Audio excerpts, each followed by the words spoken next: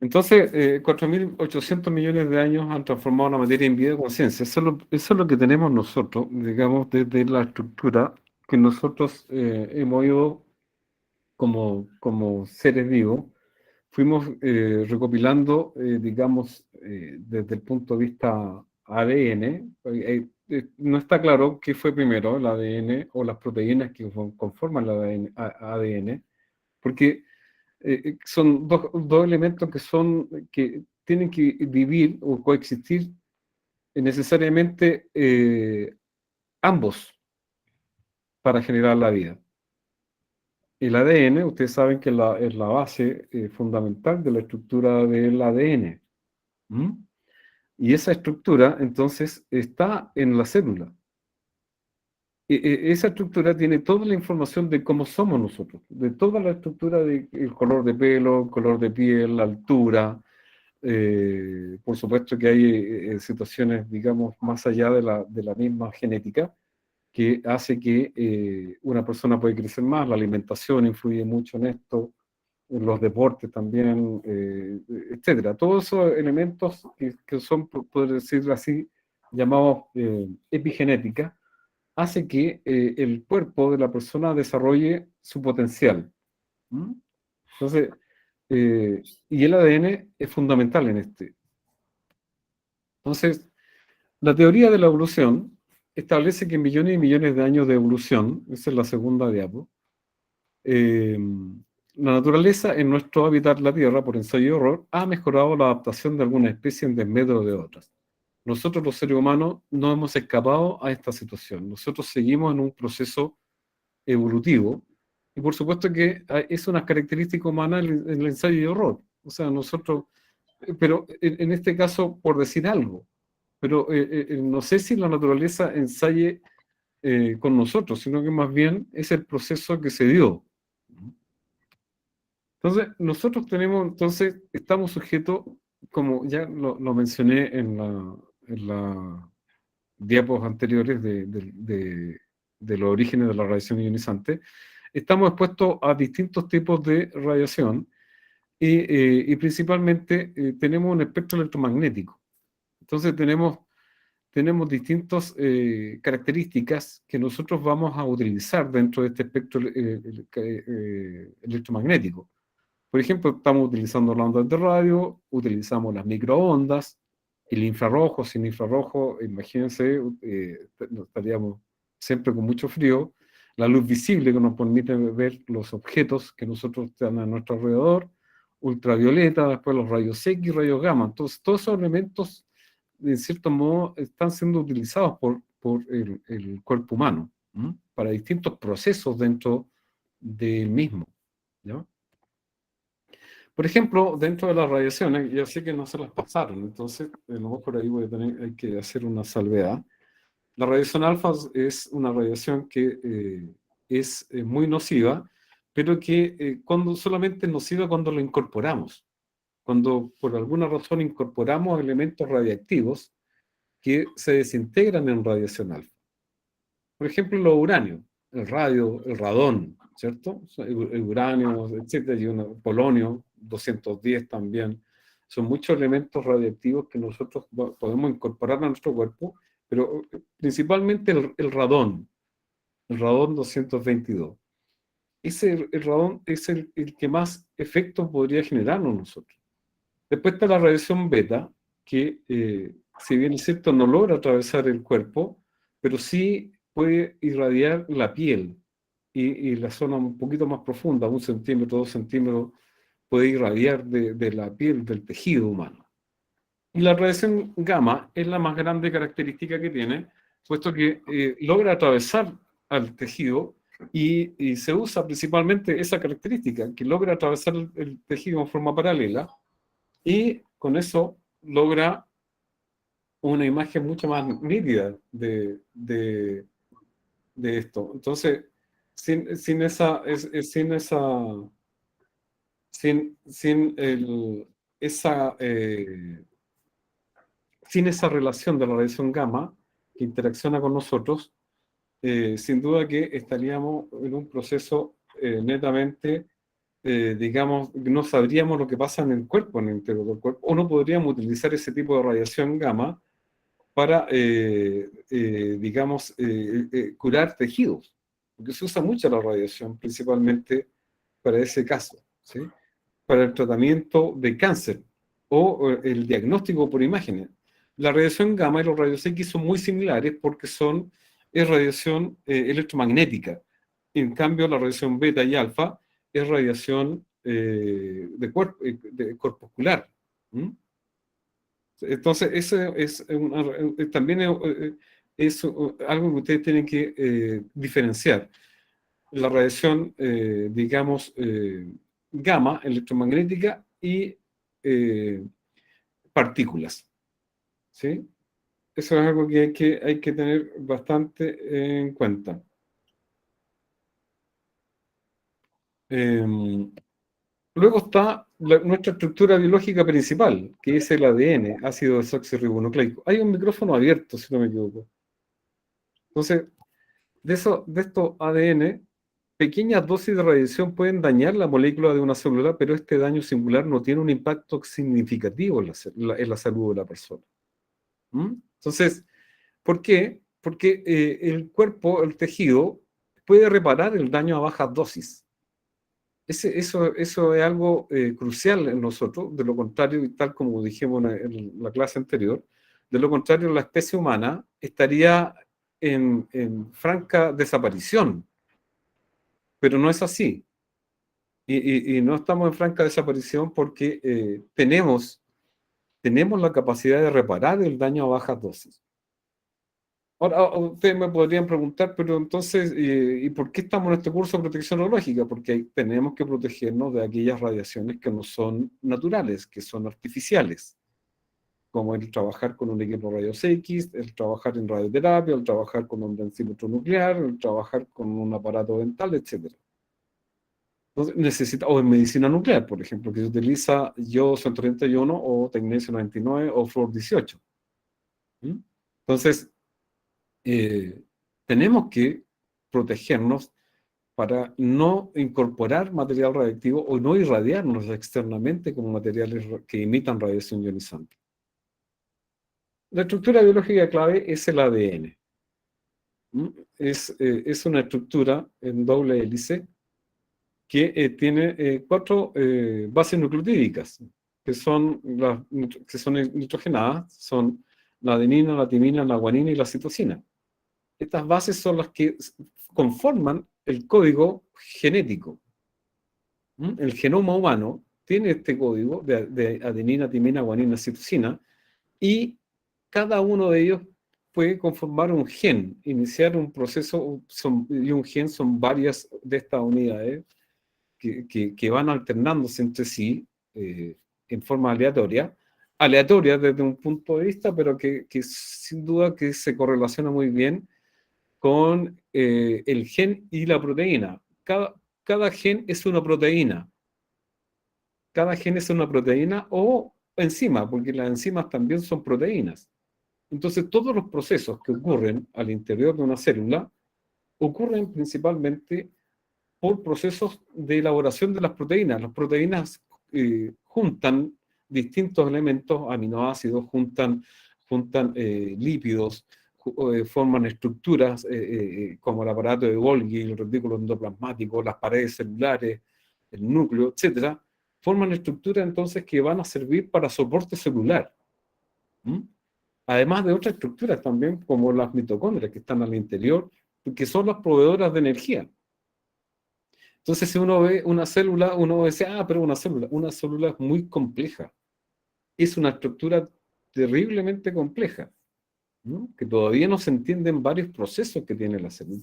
Y es más, son millones de procesos que están concadenados y que claramente el ser humano ha descubierto solo una pequeña porción de todos los procesos que están involucrados en los procesos celulares. Entonces, la única forma en la cual una baja exposición a las radiaciones puede producir efectos negativos a la salud del individuo es causando un daño muy específico e importante al ADN. Eso es un daño muy específico e importante, pero además que ese daño no se ve detectado por el sistema inmunológico. Porque si es detectado por el sistema inmunológico, se ataca ese proceso. Hay en nuestro genoma, tenemos unas proteínas, unas enzimas, que son las proteínas más bien, que son protectoras del genoma, que están verificando, están evaluando todos los procesos de división del ADN o de replicación del ADN o de duplicación del mismo, traducción, etcétera.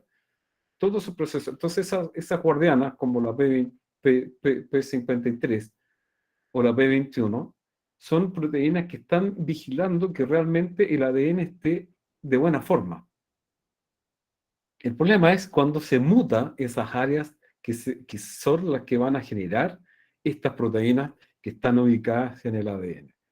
Cuando muta de alguna forma esta zona del gen productora de estas guardianas, y ya el ADN empieza con problemas porque ya no hay nadie que vigile que realmente esté bien, esté replicándose bien o esté traduciendo bien las proteínas. Es un problema, pero cuando ocurre eso, ocurren las malformaciones, ocurren las transformaciones celulares, lo que conlleva singularmente a tener algún problema, digamos, en la salud de esa persona. Entonces, acá tenemos la siguiente diapo, es el efecto biológico principal. Este es el esquema que muestra el empaquetamiento del ADN en los cromosomas al momento de la mitosis. Entonces, esto favorece el efecto ionizante de las radiaciones para destruir varios segmentos a la vez en forma proporcional a la dosis recibida. Por eso es que no es conveniente estar expuesto a altas dosis, porque el ADN va a sufrir muchos efectos deleterios o destructores, clastogénicos que se llama, de rompimiento de hebras de ADN. Y este está relacionado también con la transferencia lineal de energía, o LED, Linear Energy Transfer. Entonces, eso hace que eventualmente la reparación de ese ADN, como va a tener mucho daño, va a ser poco probable, y por lo tanto, esa célula que tiene esos cromosomas o esos ADN dañados, entra en un proceso que se llama apoptosis o muerte celular programada. Esa muerte celular programada es lo mejor que puede ocurrir porque ya ese daño desaparece. No obstante, hay situaciones en que no ocurre eso precisamente y se comienza un proceso de transformación celular, donde eventualmente podría llegar a ser una célula cancerígena. Entonces, ¿cómo pueden alterarse los genes? Las anomalías genéticas aparecen como resultado del proceso de mutación. Y mutación es un cambio en la secuencia de bases del ADN que puede determinar una modificación en los caracteres de un organismo, y si esta afecta al ADN de las células germinales, puede transmitirse a la descendencia. Existen distintas formas moleculares de las mutaciones, como el reemplazo de una base por otra, la pérdida de una porción de ADN, la inversión de una porción del mismo y la inserción de nuevas bases dentro de este ADN. Y acá está el punto de mutación, si ustedes lo ven. ¿Están siguiendo la presentación o no? Si alguien me puede... Aquí tuvimos... Sí, sí, yo lo sigo. Sí, ¿sí? Sí, estamos siguiendo. Súper, excelente, muchas gracias. Disculpen, algo pasó que no entiendo qué fue. Le puse todos los niveles de pantalla y siempre me tiraba a una sola, a una sola, a una sola. Entonces, ok. La mutación cromosómica, tenemos un punto de mutación que es la flechita roja. Ahí tenemos el punto de mutación. Y podemos perder parte del cromosoma, porque ese punto de mutación es cuando pasa la radiación ionizante y rompe ese lugar. Y al romperlo, se pierde esa letra, por ejemplo, que se dice C y D, se pierde y termina por ese cromosoma ser distinto, tener otras características o ser no funcional. Puede haber una translocación, es pasar de un cromosoma a otro, y se pierde la información o se gana información, pero aún así, aunque se gane información, ya no va a ser el mismo cromosoma. Y por lo tanto, los genes, que cada una de esas letritas significa una proteína, ya no va a tener la misma característica y puede ser proteínas distintas, ya no funcionales, o eventualmente podría ser una mutación positiva. ¿Qué significa eso positiva? Que efectivamente se logra un cambio beneficioso para el cuerpo o para el ser vivo que posee esa mutación.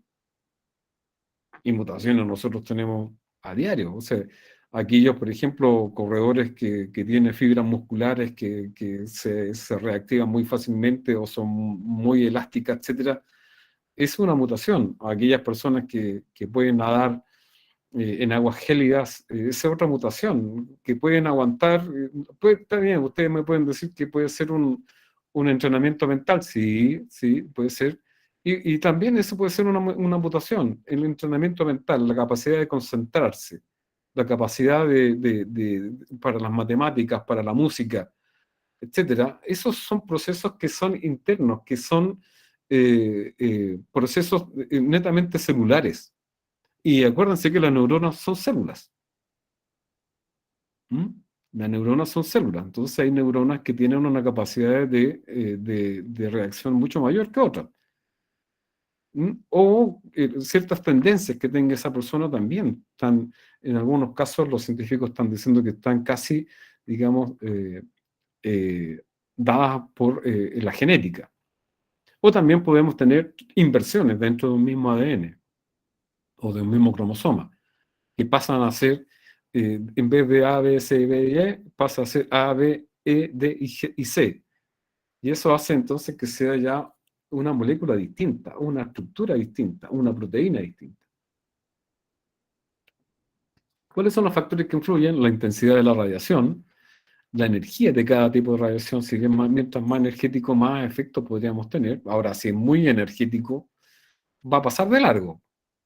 Entonces tiene que tener una energía justa y necesaria como para poder hacer ese cambio.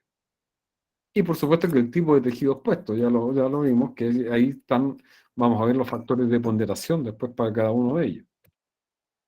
Acá, por ejemplo, en la siguiente diapo, donde dice dotación cromosómica humana, ustedes pueden ver un montón de cromosomas, que son cromosomas metafásicos, que son los 46 pares de cromosomas. ¿Sí? Eso es normal, así, esa es la estructura normal, 46 pares de cromosomas. ¿Sí? ¿Qué número de imágenes? Donde dice dotación cromosómica humana. Es una figurita que salen hartos cromosomas al interior. La página 11 del PDF. Ujú. ¿La encontraron? Sí, sí, Sí, la tienen, ¿cierto? sí. Ya. Esa es la dotación cromosómica humana. Todos los cromosomas, si ustedes ven, son 4 brazos, pero todos los brazos se unen en un punto. Ese punto se llama centrómero. ¿Mm? En realidad son 4 brazos, pero son uno más cortito y otro más largo. Así que ese es el centrómero. Y todos los cromosomas tienen un centrómero. Todos los cromosomas normales tienen un centrómero. ¿Mm? Y la siguiente diapositiva, y ustedes van a ver una que dice dotación cromosómica alterada, donde aparecen 2 letras, D y F. La D es un cromosoma dicéntrico, es decir, que en vez de tener un centrómero, tiene 2 centrómeros. ¿Y eso por qué fue? Fue porque la radiación ionizante pasó cerca de 2 cromosomas, rompió los enlaces de estos cromosomas, del ADN de estos cromosomas, y los unió.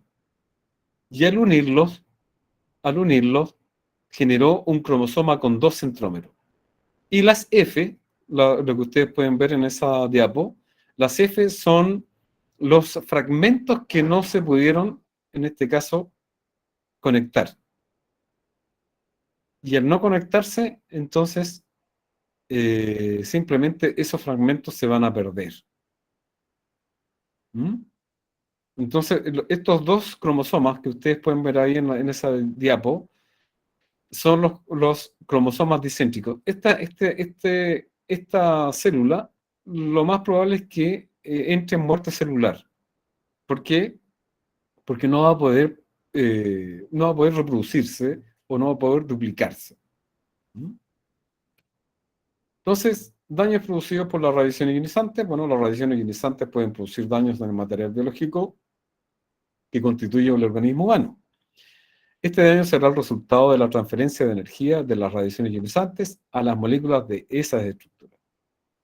Entonces, esa estructura es principalmente el DNA o ADN y todo mecanismo portador de la información para el control fisiológico y bioquímico del organismo, que está sujeta principalmente por esas unidades fundamentales que son las células. Entonces, dentro de todo tenemos daños agudos inmediatos, que es quemadura de la piel, hemorragias, diarreas, infecciones. Siempre hay que hablar de esto cuando son altas dosis, no una dosis dental, ¿ah? No una dosis dental. Eh, eso hay que considerarlo. ¿Dónde se produce, por ejemplo, dónde podríamos ver estos efectos mucho más notorios y patentes? Es en teleterapia, en tratamientos con acelerador lineal, tratamientos de cáncer con acelerador lineal. Ahí encontramos, podríamos encontrar estas situaciones. ¿Mm? Va a depender del tipo de cáncer, por supuesto, que haya que tratar. Es curioso, ahí está la paradoja de las radiaciones ionizantes. Producen cáncer, pero a la vez lo curan. Entonces, ¿en qué radica todo esto? En la forma en que se usa. En la forma en que se usa la radiación.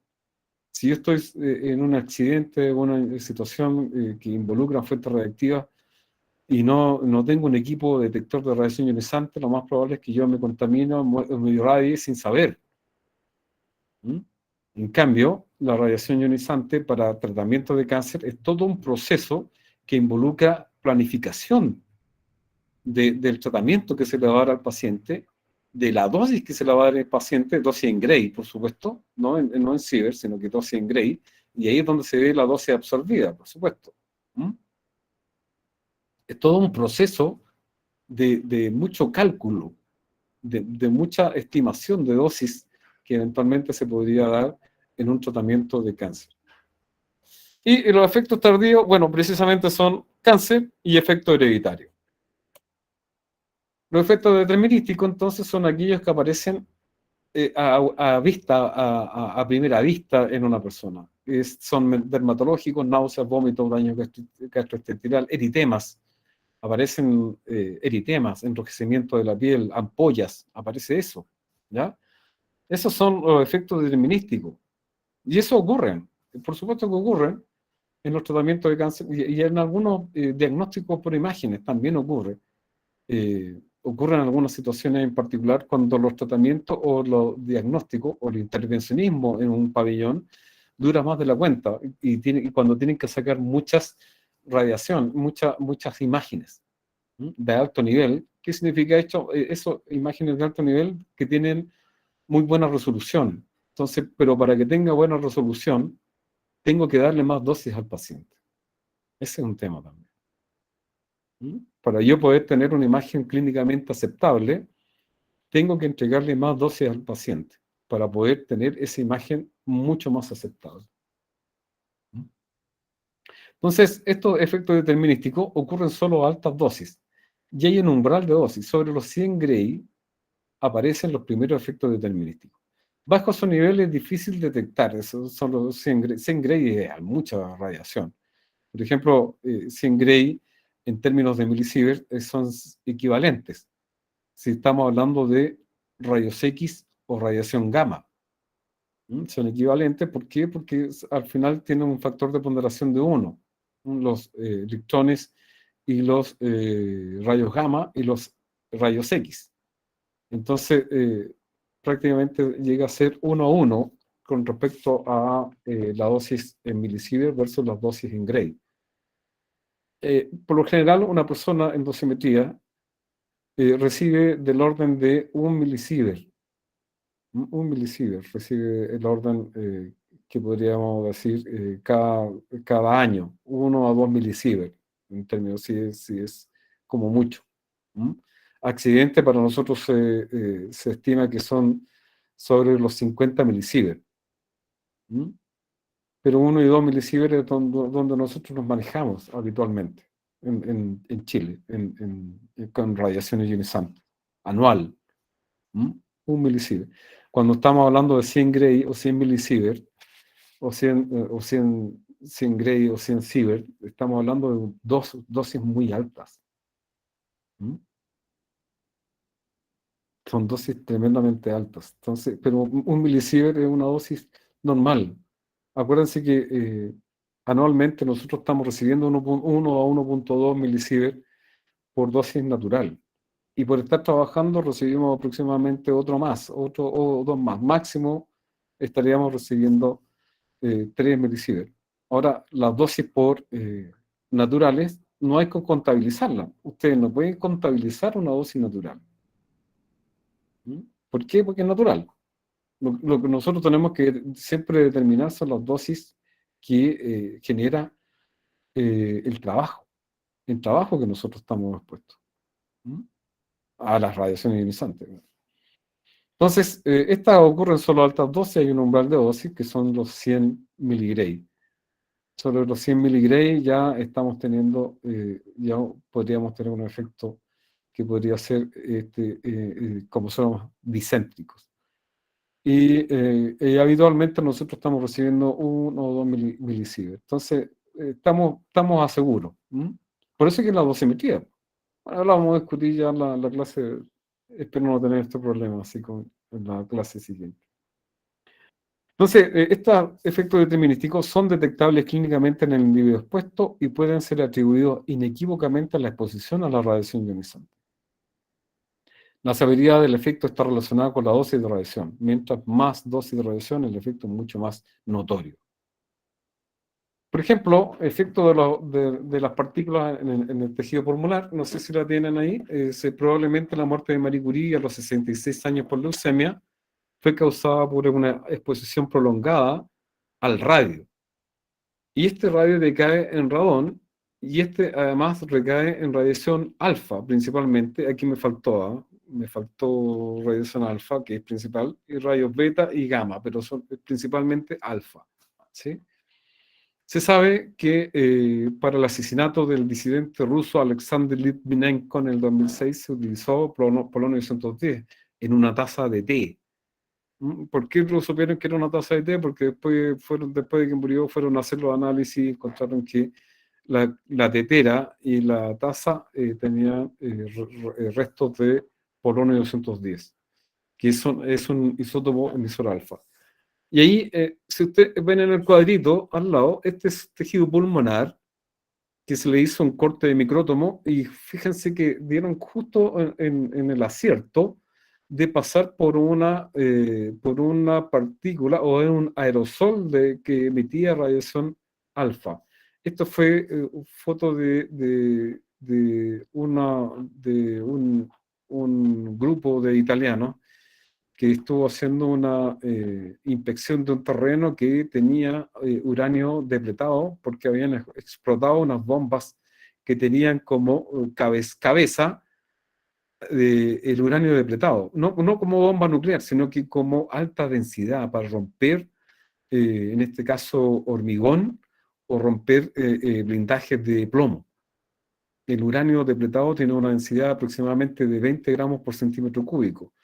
Y el plomo tiene una densidad de 11 gramos por centímetro cúbico, y el hormigón ya de alta resistencia 4 gramos por centímetro cúbico.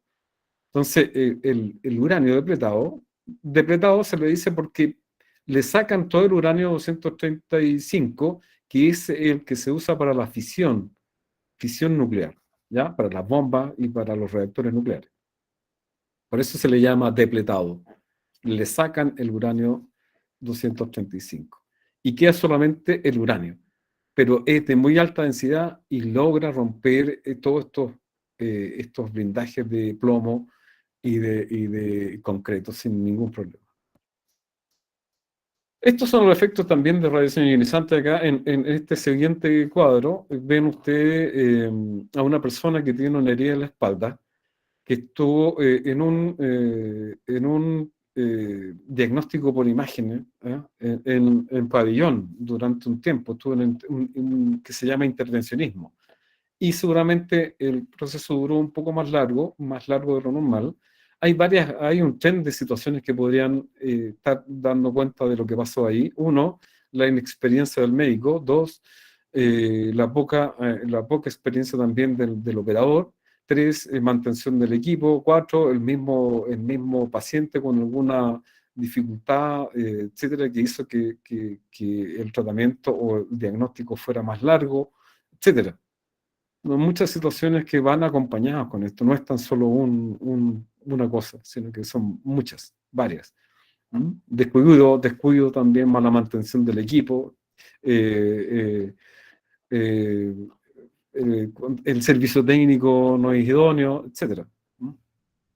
Y la foto de la derecha son las dos manos de un radiólogo que estuvo durante 15 años, él mismo tomando la radiografía. Acuérdense que antes la radiografía era muy escasa, eran caras, entonces los radiólogos ellos mismos sujetaban las placas radiográficas para evitar perderlas. Entonces ellos hacían de soporte y el resultado es eso. Entonces, y esto pasamos a la siguiente, que son los efectos estocásticos. Son efectos que no aparecen de inmediato, sino que son efectos que van a ocurrir en un tiempo determinado, que pueden ser 10, 20, 30 años en algunos casos. Son efectos, si bien es cierto, acá hay una acumulación de... Yo sé que en la anterior, en la clase de Alejandro, se le comentó que no era acumulativo. Lo que pasa es que ahí hay que considerar que es acumulativo hasta cierto punto, porque las radiaciones ionizantes van generando algunos cambios dentro de todo. Se repara, como bien sucede, y yo se lo he comentado, se repara, pero hay sectores que pueden quedar con algún efecto potencial, que eventualmente con otra radiación que uno podría tener, podría alterarse más todavía. Entonces, el hecho, ¿por qué se habla de acumulativo? Porque además de la reparación que puede hacer todo un pool de polimerasas de enzimas que tiene la célula que va reparando este daño, si falla en la reparación, como falla en los cromosomas discéntricos, eventualmente esta situación se podría extender en el tiempo. Siempre hablando de altas dosis de radiación. Entonces, es una consideración que hay que tenerla siempre en cuenta, que la célula se repara, como bien dijo Alejandro, pero en el proceso, cuando no se repara en forma adecuada, se va acumulando esa situación.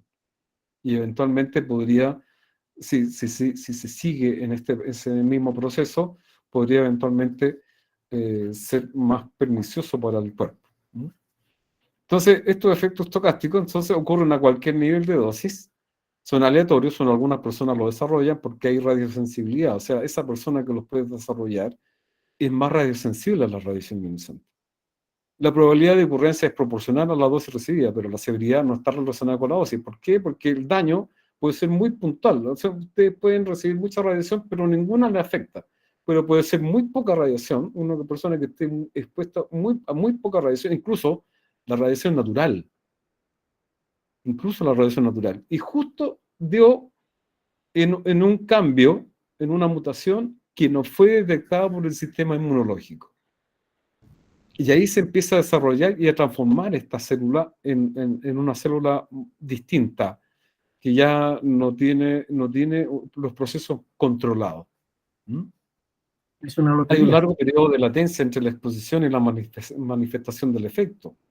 ¿Por qué? Porque son de largo aliento, son muy lentos, son procesos muy pequeños, que eventualmente con la acumulación que estamos recibiendo, no tan solo de radiación que ocasiona nuestro trabajo, sino que también con el proceso, digamos, natural, la radiación que llega del cosmos.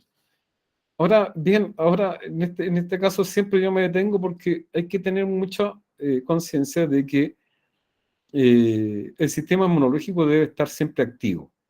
Porque si nosotros tenemos un sistema inmunológico decaído o deprimido, la probabilidad de que las radiaciones o unas bacterias o los virus o lo que sea nos podría afectar considerablemente. Entonces, me parece que el tomar una actitud positiva hacia la vida es lo mejor que podemos hacer, ¿no? Bueno, yo estoy trabajando con radiación ionizante desde hace 35 años, así que 33, para ser exacto. Entonces, hay que tomar una posición súper positiva. Ahora, siempre me hacen una pregunta, que antes de que me la pregunten, y si no, igual es bueno decirlo, hay personas que eventualmente podrían haber tenido un cáncer y están trabajando con radiación ionizante. Ahora, me preguntan, ¿sigo trabajando o qué se hace en estos casos? La idea es que vayan con su médico y pregunten si pueden seguir o no trabajando con radiación ionizante. Creo que es la única forma de salir de la duda. ¿Mm? El médico que los trató, que le hizo el tratamiento, etcétera, que les dé las indicaciones correspondientes. ¿Mm? Los efectos estocásticos radioinducidos no se diferencian de lo que ocurre naturalmente. Y ahí era porque yo les decía, o sea, nosotros estamos expuestos a bajas dosis y estocásticamente podríamos tener un efecto ni siquiera acercándonos a un equipo de radiación ionizante o a una fuente radiactiva. ¿Mm? Ahí, eso es para que ustedes vean que el tema de la necesidad de mantener una actitud positiva ante estas situaciones es importantísimo. Ejemplos de efecto hereditario tenemos por montón, en Hiroshima y Nagasaki, por supuesto, y también en Chernobyl. ¿Mm? Está claro que en Chernobyl fue lo más grueso de toda esta situación, porque al final las personas que sobrevivieron a las explosiones recibieron altas radiaciones, tuvieron hijos, y los hijos aparecieron muchos con malformaciones, y los que no se casaron, tuvieron hijos y los hijos aparecieron con malformaciones. Entonces al final es un tema que estamos hablando de que ahí se dañó todo lo que son los espermios o las gónadas, que en este caso de las gónadas, o los mismos óvulos de los ovarios de la mujer, ¿no? Que por alguna razón recibieron mucha dosis de radiación y ocurrieron transformaciones internas. El desastre de Chernobyl no ha terminado. Después Fukushima también es otra situación en particular. Y los efectos del síndrome de radiación aguda principalmente son formas hematopoyéticas para dosis entre 1 y 10 Gray. Se dan cuenta que son dosis altísimas. Un Gray son 1000 milisievert o 1000 Gray, 1000 miligray, perdón. Y eso son dosis enormes que son nuestro sistema mucho más sensible a todo lo que genera sangre, linfocitos, glóbulos rojos, macrófagos, etcétera. Todo nuestro sistema de defensa está en la sangre y es muy lábil a la radiación ionizante. Con un Gray, pero con un Gray estamos hablando de 1000 miligray. Y nosotros y eso estamos hablando de que cuando son irradiaciones agudas, son que tú en una sesión tomas 1000 Gray. ¿Se dan cuenta? Eso es, o 1000 miligray en este caso. ¿Se dan cuenta que eso es mucha dosis? O sea, es difícil que yo al estar operando un equipo de rayos X, yo vaya a recibir 1000 miligray. Tendría que estar muy inconsciente de la operación. Tendría que ser muy nuevo, con muy poca experiencia para el proceso de hacer una operación de un equipo de rayos X o de teleterapia. Por ejemplo, el acelerador lineal, ustedes saben que está puesto en un búnker y el búnker tiene aproximadamente 2 metros de espesor en hormigón para que la radiación ionizante no salga del interior.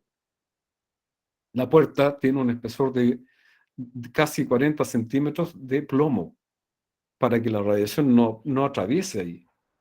¿Se dan cuenta? Entonces, la seguridad es bastante alta. O sea, la única forma es cometiendo errores o que no haya sistemas de seguridad operativos. Pero para eso están las distintas autoridades competentes, ya sea la Seremi de Salud o la Comisión Chilena de Energía Nuclear, que verifican las condiciones de seguridad. La Comisión Chilena de Energía Nuclear verifica la condición de seguridad de los aceleradores lineales, equipos de gammagrafía, irradiadores industriales, medicina nuclear con fines de terapia, etc. Y el Ministerio de Salud ve toda la otra parte de diagnóstico por imágenes, intervención, etc. Y todo lo que son equipos de rayos X usados con fines de correo, transporte, equipaje, etc. La forma en que el gastrointestinal va supuestamente, si es superior, ya si es mucha dosis, ya empieza a afectarse también la zona gastrointestinal. Y si es mucho mayor la dosis de radiación, por única vez, insisto con eso, pasa a la forma neurológica. ¿Mm? Hay mucha gente que ha muerto, lamentablemente, y explican a conciencia lo que le pasó. Es un tema, lo comentan muy claramente qué fue lo que le pasó, y después mueren. ¿Por qué? Porque hay otros procesos hematopoyéticos y gastrointestinales que ya lamentablemente ya no pueden repararse. Entonces, nosotros estamos ubicados aquí ustedes ven un gráfico, dice modelo de los efectos de la radiación ionizante y su variación en la dosis. Nosotros estamos dentro del circulito. No sabemos si es exponencial, si es geométrica, no sabemos si es lineal, a pesar de que el Organismo Internacional de Energía Atómica tomó que los efectos del riesgo de tener cáncer es directamente proporcional a la exposición a las radiaciones ionizantes. O sea, mientras más dosis, el efecto aumenta, el efecto de tener cáncer aumenta. Y sobre los 0,1 Gray o 100 miligray, ya los efectos son conocidos. Eso es lo que dice ese grafiquito. Y ahí dice que en esta zona la forma de la curva es irrelevante. ¿Por qué irrelevante? Porque hay procesos de reparación al interior de la célula. Y por lo tanto, esos bajos niveles de dosis son suficientes como para que la célula pueda reparar esos daños. Ahora tenemos dosis-efecto, relación dosis-efecto, dosis en Gray, por ejemplo, menor a 0,10, que es más o menos lo que estamos teniendo nosotros, no hay efectos fácilmente detectables. Entre 0,10 y 0,25, daño detectable por medio de espermiograma, hematológico o análisis cromosómico. Y ahí me paro un poco, porque el espermiograma y el hematológico no sirven, porque yo debería ponerlos de rojo ahí, porque yo para poder saber si mis espermios están bien o no, primero tengo que hacerme un espermiograma. Y después de la irradiación o supuesta irradiación, tengo que hacerme otro espermiograma.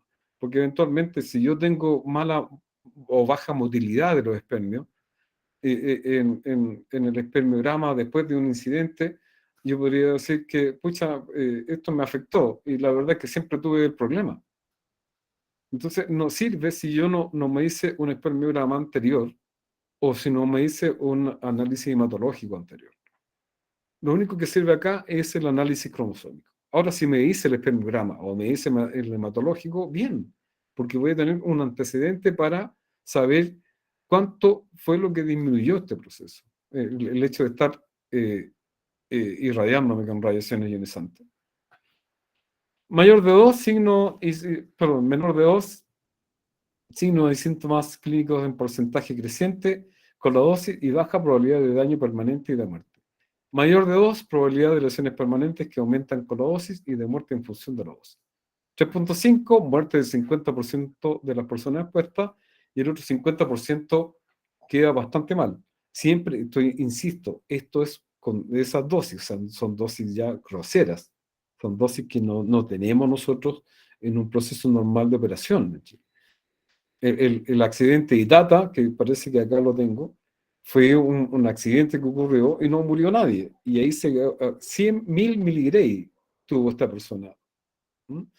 Pero ¿por qué no le pasó nada? No murió. Bueno, su piel se dañó, pero él tuvo una muy buena, digamos, una muy buena atención porque se le hizo una terapia con células madre del mesénquima. Y esa terapia se la hicieron en Francia. Y con 10, bueno, muerte del 100% de las personas expuestas en días u horas. Ahora, si es días u horas, va a depender de la radiosensibilidad que tenga esa persona.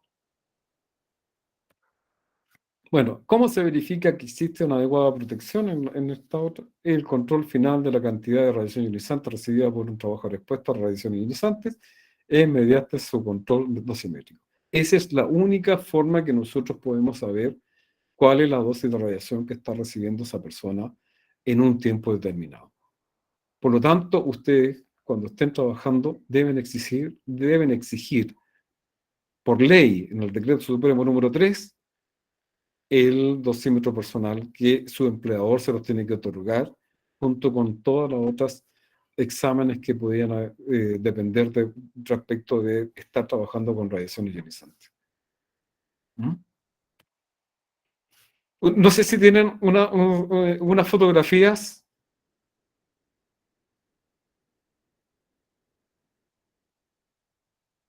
Hola, Ricardo, sí, yo estoy ¿sí? ¿Cuáles tratando son de los ejemplos? seguirte y ¿Ya? ahora vienen las fotografías. Ujú. Ya. Y esa fotografía, efecto negativo, sale, ¿cierto? ¿Qué pasa cuando se pierde Sí, el control de una fuente radiactiva? exacto. ¿Ya? ¿Y qué imagen ves? Para poder sincronizarme yo. Estamos en efectos negativos. ¿Qué pasa cuando se pierde el control de la fuente radioactiva? Después viene el accidente con fuente de gammagrafía ¿Ya? y ahí indica el tipo de fuente y vienen las fotografías de las personas que fueron afectadas por estas Sí. radiaciones. Ya. Y La sale pierna. en la pierna. Sí. Ya. Ujú. ¿Y después su cachete o no? Eh, es bajo el glúteo, a Ya. mitad de la pierna, Ya. Vale. y después está avanzando. Con los días se Ya. pone Ahí más, sale el día 1, ¿cierto? Día 1, ¿sí? sí, del día Ya. 1, Vale. 2, Perfecto. 8 y 22. Ya, vale, perfecto. Ya, entonces entonces un accidente con fuente de gammagrafía, fuente de iridio 192 de 1.37 terabequerel, que son aproximadamente 50 curie, de modo de que solamente esa fuente puede atravesar hasta espesores de acero de 5 o 6 centímetros sin ningún problema. Entonces, imagínense en un cuerpo humano. ¿Mm? Entonces, el día 1 ustedes pueden ver una lesión de una ampolla y una zona enrojecida. Ahí ustedes pueden ver, no se ve, no se ve muy nítido, pero una zona enrojecida que ya está, es un halo inflamatorio. Ya está, estábamos hablando de que ahí él se puso la fuente reactiva. ¿Cómo fue que pasó? Bueno, lo pongo en contexto. Había un grupo de trabajadores con una fuente de gammagrafía industrial que no usa energía, es material radiactivo. Por lo tanto, sus núcleos se están desintegrando y en esa desintegración están emitiendo radiación gamma. Esa radiación gamma puede atravesar espesores de 1 centímetro hasta 6 centímetros, como lo indicaba, y logran imágenes, y lo mismo que una radiografía, logran imágenes de las uniones soldadas, ¿ah? Para saber si tienen poro o no, porque imagínense un gasoducto con una mala soldadura, es para que el gas salga y todo lo que eso conlleva, ¿ya? Entonces, estas personas que estaban con esta fuente radiactiva no usaron detector de radiación ionizante y no tuvieron el control de ella, se les cayó la fuente. Al caérseles la fuente, eh, tuvieron que, se fueron, porque no se dieron cuenta, como no tenían detector de radiación ionizante, se fueron y al día, durante la noche, o sea, en la tarde, cuando ya se retiraban todos, pasó una persona y recogió la fuente radiactiva, que parece un lápiz brillante, pero no es porque sea brillante de que brilla con la radiación, no, es porque era acero inoxidable. ¿Mm? Entonces, esta persona ve esa fuente radiactiva, que es larga, es muy bonita además, y se la puso atrás en el pantalón, en el bolsillo de esa pierna, del bolsillo de la pierna derecha. Y se fue a su casa sentado durante 1 hora hasta llegar a su casa, por supuesto. Y en eso le dijo a su señora que algo le había picado atrás porque se sintió ya raro, ¿m? Algo le dolía. Se sacó la fuente los puso en su cama y su esposa se sentó en los pantalones, con la fuente todavía ahí, y empezó a revisar qué le pasaba. Ahí estuvo como 20 minutos aproximadamente. Al día siguiente llegaron los de la empresa porque se dieron cuenta que la fuente ya no estaba en su equipo. Y llegaron y empezaron a preguntar quién tenía, si habían encontrado alguna cosa, nada, y esta persona no fue. Entonces ahí fue lo único que pudieron ir y chequearon y efectivamente él dejó la fuente radiactiva encima de una repisa. ¿Mm? Y tenía 2 hijos, tiene 2 hijos y su señor y todo eso irradiándose. Fue poco tiempo, sí, ¿ah? Afortunadamente.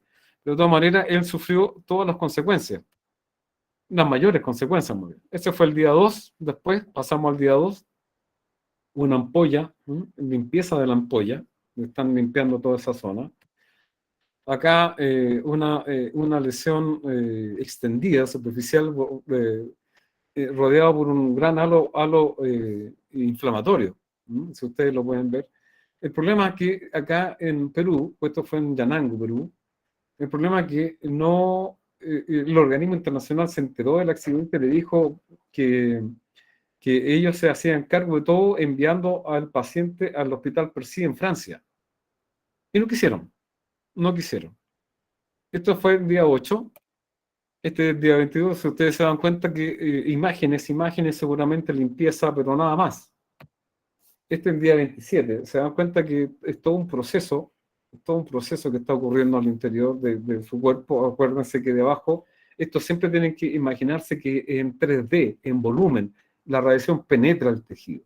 Este es una úlcera superinfectada donde hay una costra de fibrina. Toda esa cosa que está en el interior es una costra de fibrina, de tejido fibrosado, tejido ya que está duro, endurecido por los procesos propios del cuerpo de protegerse.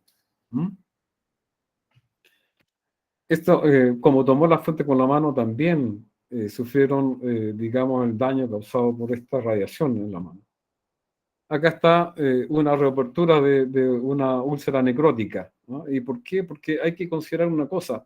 Si bien el daño está arriba, en el muslo, en la parte de la pierna, atrás abajo del cachete, tienen vasos sanguíneos. Los vasos sanguíneos también son dañados. Y ya no hay, a la parte distal de la extremidad, ya no le está llegando ni los nutrientes, ni el oxígeno correspondiente para sostener la vida de esa área. Y fíjense que se dan cuenta que ya eso es una zona necrótica enorme, entonces acá ya no hay mucho que hacer, lamentablemente. Entonces lo único que se espera es amputación. Eso debieron haber enviado, y este paciente fue amputado en Parcí, porque al final terminaron llevándolo para allá, porque no sabían qué hacer, porque ya estaba perdiendo, y al final perdió sus 2 extremidades, porque también se infectó. Se dan cuenta, en el día 296, una úlcera necrótica ya súper infectada, porque precisamente ya estaba afectándose las extremidades distales de eso. La esposa estuvo pocos minutos sentada sobre los pantalones de su esposo, aún con la fuente radiactiva. Ese fue en marzo, una lesión de escamación húmeda. Después una lesión ulcerativa, y después la lesión ulcerativa en octubre. Eso es lo que yo... No sé si hay otra fotografía o no. Francis. Discúlpenme. Sí, está grande. Rasgo lo de Nueva Aldea. Lo de Nueva Aldea. Y ahí ustedes ven la diferencia que pasó con Nueva Aldea, que fue un accidente en el año 2005, y que lamentablemente fue en diciembre. Precisamente siempre ocurren todas estas cuestiones en diciembre, porque es la época donde la gente lo único que quiere ir es para su casa, quiere estar con ellos, quiere disfrutar, divertirse, etc. Y a fin de año siempre están los bonos de por medio y todas las bonificaciones correspondientes que se le había prometido. Entonces acá lo que pasó es que fueron a operar con mucha recarga de trabajo.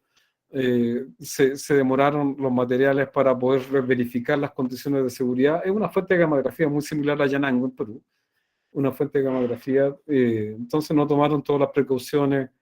Se le dio una indicación a una persona que no tenía todas las capacidades, y al final terminó haciendo eso. Voy a hacer rapidito. Acá la diferencia es que sí se fue a la semana, ya se estaban haciendo todos los papeleos para enviar a esta persona a Francia. acá sí se aceptó eso. Vinieron expertos de Francia, vinieron expertos de Argentina, de Brasil, de Alemania, ¿m? Precisamente para abordar esta situación, este accidente, y acá sí se hizo todo lo correspondiente. Una lección aprendida, en cierto modo, se aprendió lo que pasó en Perú, y se envió a esta persona a Francia, a este hospital militar, y se le hizo un tratamiento. Un tratamiento fue vaciar toda esa zona que estaba comprometida y ponerlo en injerto. Como tenía células madre del mesénquima, las células madres lograron unir muy bien toda esta estructura, hasta que quedó así. O sea, digamos, si uno dice ante tamaña situación, lo que haya quedado, quedó pero perfecto. ¿Mm? Y las manos también sufrieron los mismos efectos. Se dan cuenta que esto es algo que se repite, y ha pasado, esta situación ha pasado mucho en muchos países, porque es algo común. El hombre, como típico que encuentra algo en el piso, atrás. ¿No? Y algo que le llama la atención, por supuesto.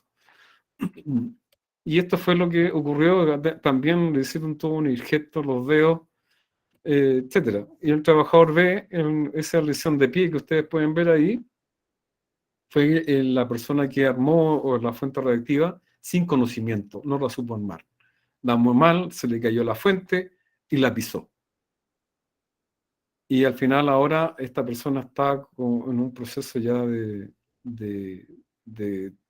prácticamente le queda el dedo gordito del pie, ¿no? ¿Mm? Eso era lo que les quería comentar un poco con las radiaciones ionizantes. Yo sé que los niveles de dosis que ustedes tienen no son ni paralelos a lo que hemos visto acá, pero la idea es protegerse. La dosimetría es lo fundamental. Tengan dosimetría y usen la distancia, el tiempo y el blindaje para trabajar con esto. O si no pueden con uno, usen la siguiente, pero si pueden, los combinan los tres. Esas son las técnicas de protección radiológica: distancia, tiempo y blindaje. ¿Mm? No sé si tienen alguna duda.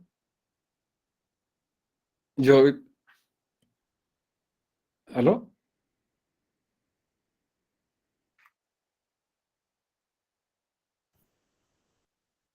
¿Aló? ¿Alguna duda? No, yo no tengo nada, pero esa slide que usted estaba mostrando al final, la señorita Franci, no la pude ubicar dentro de la aula virtual. No sé si están en al número especial, que no Yo le voy a pude- ingresar el link como está de efectos biológicos. Y está también el link. De inmediato se los voy a dejar linkeados en el chat. Pero está. Ujú. Vale, sí, ahora cualquier cosa, Franci tiene le puede dejar mi correo si quieren alguna otra explicación. Yo lamento que haya pasado esto, pero fue algo que pasó y todavía está, no sé qué pasó. Quise hacer la prueba y no me aguantó, me sigue tirando a esta pantalla infinita. Así que, vale, pero cualquier cosa, yo estoy atento y conversamos. ¿Mm? Ok, Ricardo, muchas gracias. Muy bien, ¿eh? Muchas Voy a gracias. seguir Gracias. con los alumnos. Gracias. Vale, Muchas gracias. ya, hasta luego. Muchas gracias.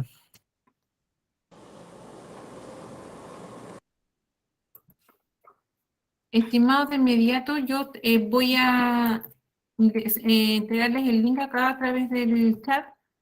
Deberían estarlo viendo en el aula. Ok. Ujú. Yo tenía una pregunta. Quería saber si es que como las pruebas o el contenido que entre en la prueba va a ser como de las clases, más obviamente el Power, o es todo lo que está en la plataforma. No, principalmente lo que está en la clase y la Bien. PPT. Sí, y son preguntas con alternativa. Ya. Ujú. ¿ya? Sí, y pueden aparecer 1 o 2 ejercicios que con suerte podría ser el cálculo de la actividad o una tasa de dosis, pero ustedes tienen acceso a la fórmula, se le entregan los datos para que ustedes lo puedan calcular, pero no es algo muy complejo. Mañana se va a ver método, está la materia, la teoría, y después de ese módulo viene el módulo de ejercicios. Alejandro hace los ejercicios paso a paso con ustedes, después desarrolla otro junto con ustedes para que así todos puedan ir desarrollando el ejercicio paso a paso. Es como súper detallado. Eso es lo que les podría comentar para que estén tranquilos con respecto al tema. Bien. Pero principalmente lo que ustedes deben tomar atención es a la clase, al profesor en la clase sincrónica. Y la presentación sería como el respaldo de lo que ha ido pasando el material, la materia que ha ido pasando. ¿Ya? Voy a estar pendiente ahora. Voy a enviar, las clases las estoy subiendo, las que ya me han llegado 2 a mi Meet, ya se las subí al aula virtual, en el link donde dice clases grabadas, que es la primera imagen principal del QBPRO, que está abajo. Y las presentaciones pueden estar en los distintos módulos del QBPRO, ya que son 3 en total. Por lo que veo, la mayoría no ha tenido problemas para ingresar al link de las PPT. Si alguien, aparte de don Rodrigo Gómez, ha tenido otra dificultad, por favor me lo deja ingresado ahí en el link para yo tenerlo presente. ¿Ya? Deberían todos tener acceso porque así lo tengo en la configuración, estaría así. ¿Ya? Don Ricardo Martínez, sí, dígame. Sí, hola. Mira, yo me metí a cada uno de los links o enlaces PPT que hay en los módulos y hay Ujú. un par que te pide autorización. Entonces, yo creo que a lo mejor no coincide un poco el correo que uno tiene con el correo que tiene inscrito ahí. Esa es la Podría, impresión. podría ser porque los correos que yo ingresé son los que me enviaron ustedes, sus empleadores, y fue con los cuales yo le ingresé a la plataforma y después los matriculé en el curso. Entonces deberían estar con acceso.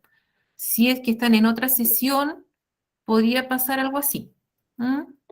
Claro, que como me pide acceso por Google Mail o Google Earth, no, perdón, por ¿Meet? Gmail, perdón, y Meet. Entonces, por eso yo coloco ese y ese seguramente no está asociado. Voy a probar con el que mandamos los Claro, es datos. que tiene que ser con el correo que está ingresado el usuario que les envié. Ya, Sí, súper, eso es importante. ya, súper, ¿Ya? muchas gracias. En todo caso, en el último módulo nos preocupamos y nos dedicamos a hacer un resumen súper completo de todos los módulos y vamos integrando todo a la vez, ¿ya? Para que las dudas y puedan tener una visión integral de todos los módulos, ¿ya? Por eso les pido cualquier cosa, me manda, está mi correo, que es franci.gallardo@sección.cl. Algunos incluso tienen mi teléfono para poder enviar un mensaje. Así que sí que tuvieran algún percance de no poder ingresar a todos los links. Debería ser así, ¿ya?